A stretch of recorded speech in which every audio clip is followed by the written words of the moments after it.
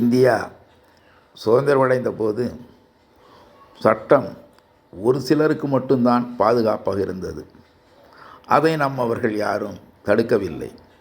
இப்போது அந்த அரசியல் சட்டம் 80% மக்களை பாதிக்குது. 20% மக்களுக்காகத்தான் அந்த சட்டம் எழுதப்பட்டுள்ளது.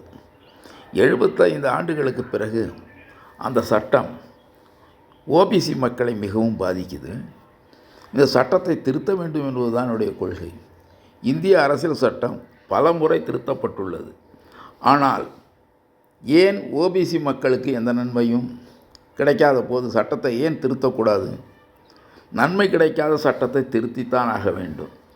இல்லை என்று சொன்னால் ஓபிசி மக்கள் 75 ஆண்டுகளாக அடிமைகளாக இருக்கிறார்கள்.